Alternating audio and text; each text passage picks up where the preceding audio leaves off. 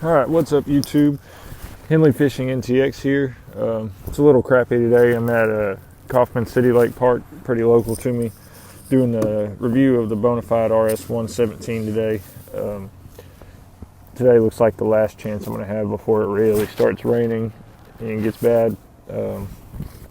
So I'm doing it now. I'm not sure I'll get much fishing done because it's pretty windy, but I'm at least out here and going to do the review of the Bonafide. So I got a little cheat sheet here I'm going to go off of.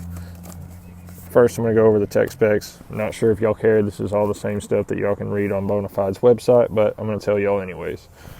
MSRP is $9.99, right at $1,000.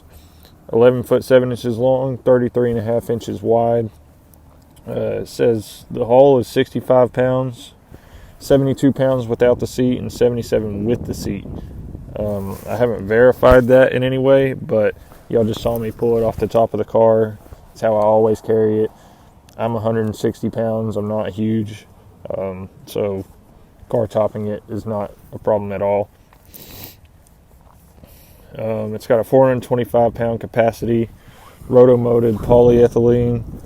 It's got two 12-inch Mighty Mount XLs and one 6-inch in the center between the legs here. It's got the dry pod, which is where I keep my battery for the Garmin. High and low seat, skid plates at the rear, and I added the flex wings at the rear by the skid plate. So that's it for the tech specs. I'm going to talk about a few things that I like and don't like about it. So first thing, it's extremely stable. I've never thought I was going to turn it over or anything like that. I love the stability of it. It's not the fastest, in my opinion, but you know, simple trade-off. So you're going to trade off some stability for some speed. Let's push it around here. So it's got this deck cover on it. Keeps stuff fairly dry under there. It's got a little paddle park on it. I wish it had dry storage at times. Like I want to do some camping and kayak trips this summer and spring.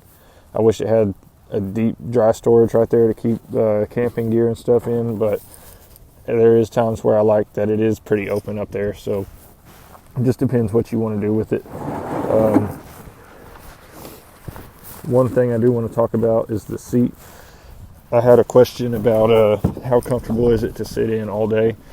I've done a sun up to sundown 9-mile Brazos trip on this, and I mean, yeah, we stopped a couple times and stood up and walked around, but I wasn't uncomfortable.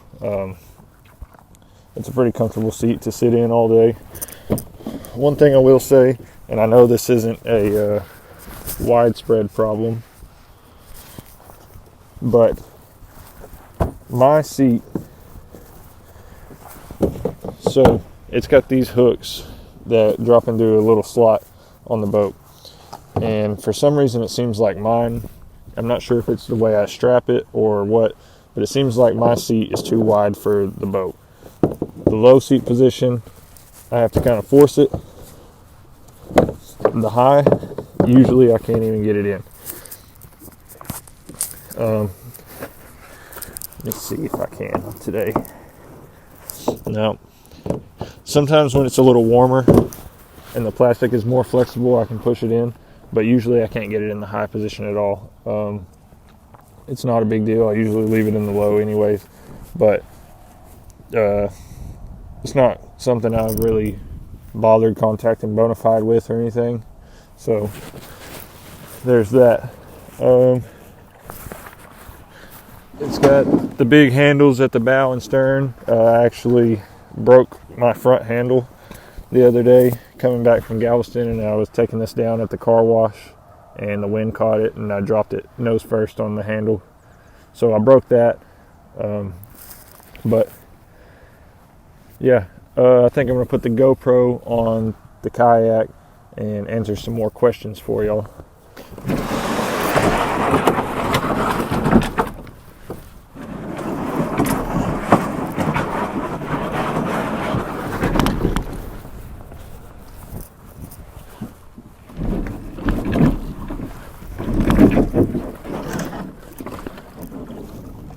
So, one of the questions I had from a follower on Instagram was how easy it was to get in.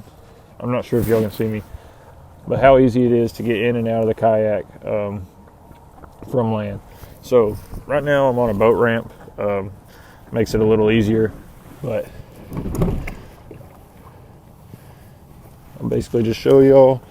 I usually just step right on in. Let me adjust this here.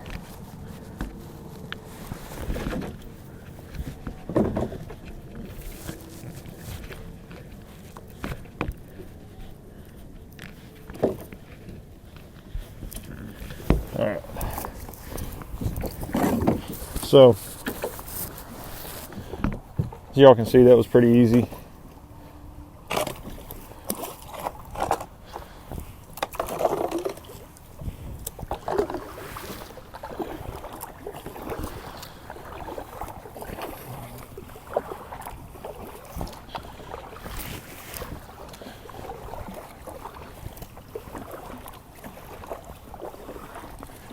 The only 3 questions I had from a follower was getting in and out from land.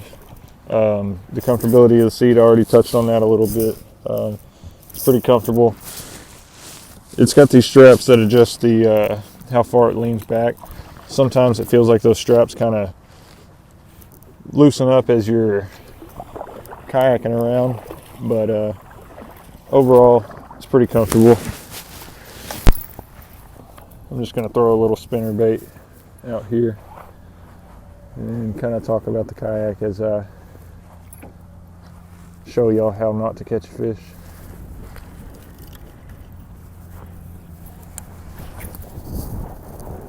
Hopefully y'all can hear me okay. It's pretty windy. And hopefully nobody needs to use the boat ramp because I just kind of left my shit parked at it. Alright. I don't plan on staying out too long. I've got a lot of stuff I need to do, but fishing's more important. So, I'm fighting the wind a little bit right now.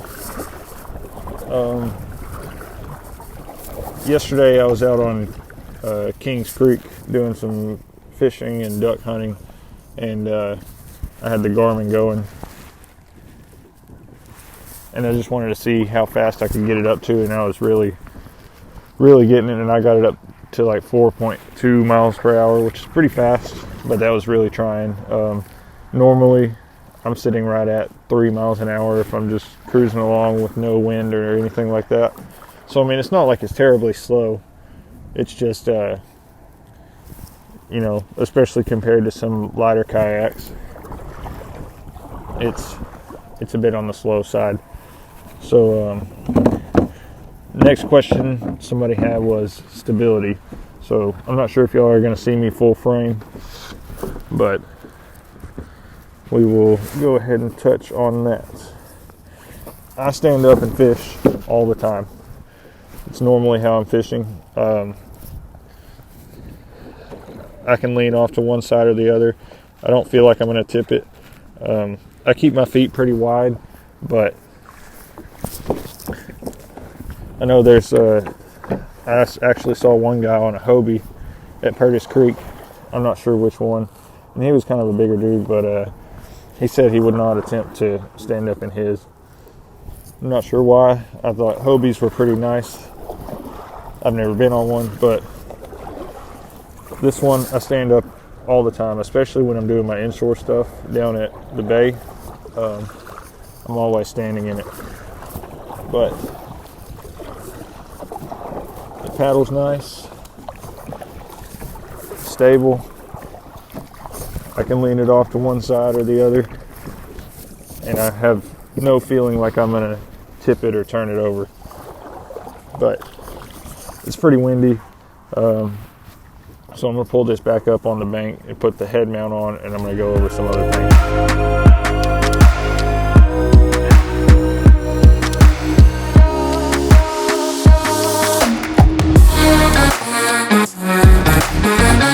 So I'll show y'all that one last time from the head mount. But getting in and out, like I said, I'm on a boat ramp right now, so it's a little easier. But I just step right on and push off. Getting out, same thing. If I'm not on a boat ramp, usually I'll pull the nose up on and walk off the nose. But my feet get wet. It is what it is. Like I said, I broke my handle the other day, so we're just gonna. All right, there it is. It's kind of dirty right now because I was duck hunting out of it yesterday. But a couple other things I wanted to go over is just some accessories that I always keep on me, things I use every time I'm out on the water. So I'm going to start unrigging. One thing I highly recommend is a set of lanyards. I got these on Amazon really cheap, and usually I clip these on to my poles, and as you can see here, I've got them on my fish grips and my scale, my scissors. I got one on my net. I didn't clip it on because I wasn't staying out long, but I've already lost a net at Texoma, so there's one thing to keep in mind. I've just got them usually by my rod holders, and I've got them on different types of little tools that I keep on. So lanyards, number one recommendation. And I'm not talking about your must-haves like your flare and your PFD and stuff. I'm talking about little extra things that are nice to have. So always be sure to check your local laws and get your safety gear. Next thing I recommend is a crate or dry box. I almost got the Magellan dry box system, but I ended up getting the Yak Gear crate instead. But this is it. Crate. I got 6 3700 size boxes in here and one 3500 spinnerbait box, and I've got some other things like extra line, my flare, pliers. Comes with 2 rod holders. It's got this pouch on the side that I keep scale, tape measure, scissors, other little things in. So there's number 2 on the list after the lanyards is a tackle organization system. Another thing I like to keep is a some sort of little dry box. If you're not running a fish finder, then you could use the dry pod that comes with the Bonafide, but usually I have the battery in there and all the wires, so there's only really enough room to maybe put my keys in. But this, I usually have it, I keep my wallet in it, it's got my fishing licenses in it, keep my keys, my phone. Usually I just throw that under the seat and clip it on the lanyard somewhere. So there's number 3. Number 4 is some sort of anchoring system. This, I just use a 3-pound folding anchor and some rope wrapped around a piece of PVC. You got a little clip on it.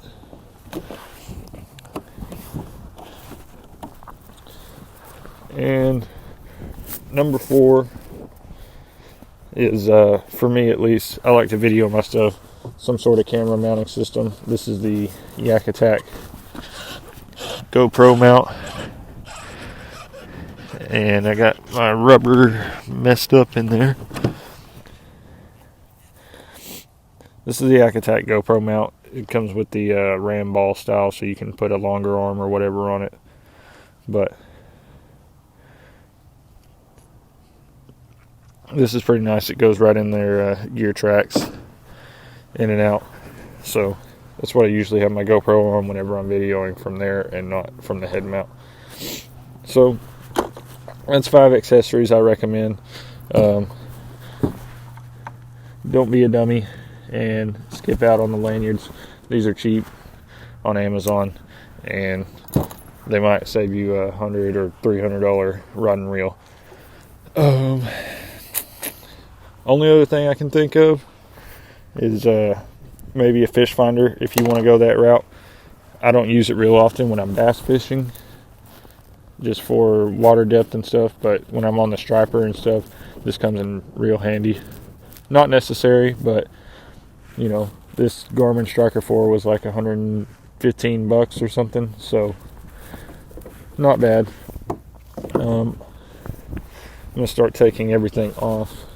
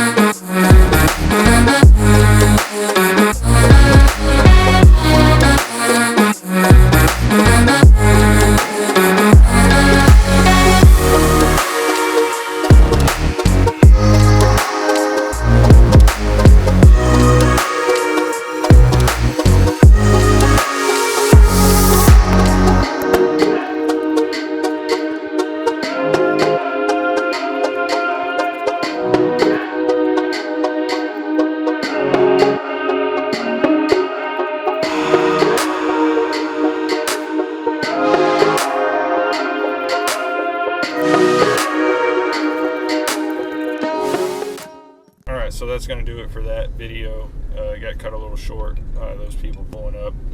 I don't like sitting there talking to myself. People sitting there. Feels kind of awkward. But I'll answer a couple quick questions. Do I think it's worth the $9.99 price tag? Yes, I do. I think at that price range, it's real hard to beat. And if you start looking under that price range, you're getting into a lot less...